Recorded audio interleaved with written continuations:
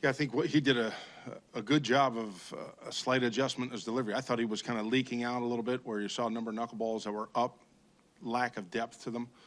So he made a subtle adjustment, and he made a couple big pitches with men in scoring position. And for that matter, most everybody except for Heath and Kimbrel were making big pitches with men on base pretty much all day today. But today was the first day you saw Steven have the normal effort and intensity, aggression in his delivery, and still able to command a baseball. So today was certainly a positive step for him, even after the first inning today. So hopefully this is one that he can build upon from here. John, can you talk about Craig Kimbrel in the last 3 days, the run he's been on, speaking about command, and was he possibly not available today? First this morning and actually trying to stay away from both he and Barnes today. But after he went through some treatment this morning, he said he was available. And the fact that he's been, I think, in his delivery so consistently and being able to deliver that kind of power without abnormal effort, once he proclaimed himself capable today or available, there was no hesitation to go to him in the ninth inning. So he's probably in the best spot he's been from a delivery standpoint in the year plus that he's been here. Just two quick things. With Kimbrel, I think it's something like 15 straight converted saves when he on the third day, 3 straight days. What does that speak to, just in the ability? Well, if you see the work that he puts in after he pitches, he keeps himself in tremendous shape. And I think on those days in which he is pitching the third day, it's when he's been efficient, much like we saw today. Good command, good location, his curveballs for strikes. So, you complement upper 90s with a well above average curveball. He's in a good spot. Yeah, the seventh inning is a big one, and with Barnes not being available and trying to hold Embry back for the potential if they tie it, or certainly the eighth inning for Embry. We mixed and matched a little bit in the seventh inning, and Robbie's 2 breaking balls on 3-2 count to Miller might be the difference in this ball game today. John, you come into the season with 2 of your better relievers on the DL, and yet your bullpen has done such a good job. Do you think that guys have maybe embraced the challenge of having some missing guys and stepped up to fill these roles? They have, and I think once we got into the latter part of the first week of the season, roles started to define themselves a little bit more. I think our guys have been able to mentally prepare for their time in the game. Most importantly, though, they're come out and executing.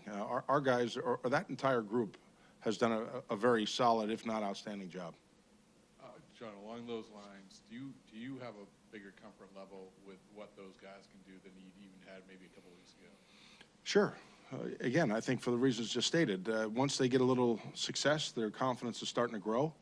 And I think they settle into that pecking order that has emerged. So, like I said, it still comes down to them executing, which they're doing a very good job at. John, I don't know if you make much of anything this early, but do you feel any different about the team today than you did maybe, 4 days ago, start of the homestand, anything the way they played lately? The one thing that's starting to show is that, we've come from behind a number of games already.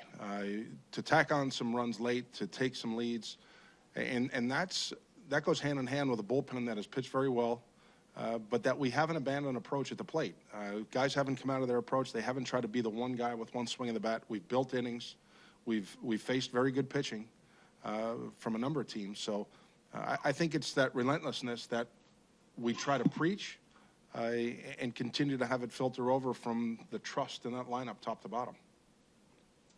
It's a different game after the error they make there. How big is just the way you guys kind of capitalized on that? Huge break. It was almost like blood was in the water, and we took advantage of it. It caused Snell probably an additional 15 pitches in the inning. We're able to bunch some base hits together right after that. So, we caught a break. But as we've seen many times, you give a big league team an extra out, sometimes a crooked number can happen. John, you mentioned earlier that Steven Wright made a slight adjustment in his delivery. Was that self-diagnosed or something you guys found from the bench? Bill, it's something that he has to monitor every time he gets on a mound, whether it's in a bullpen session or in game. It's the timing. It's staying over the rubber to allow his arm to get out front. And I thought he was able to settle into that better from the second inning through really the final hitter he faced in the seventh. So to his credit, good job. Are you surprised by the overall effectiveness of the bullpen? No, because it's one that's got good stuff, When you anchor it with a guy that's an elite closer in Craig, it allows those roles to emerge. But as long as they execute, there's a lot of big league stuff out. There's power, there's the ability to match up. Robbie Scott has come in some key moments and gotten some big outs. And I'll tell you, I think it's a pretty strong vote of confidence to bring a kid like Ben Taylor into a spot like that, knowing he's going to throw strikes and quality strikes. So they're pitching well. Is Taylor the roster move for He is, Johnson? yeah. Johnson will start tomorrow. Any update on Price? No, we'll get him out to start to throw a little bit tomorrow.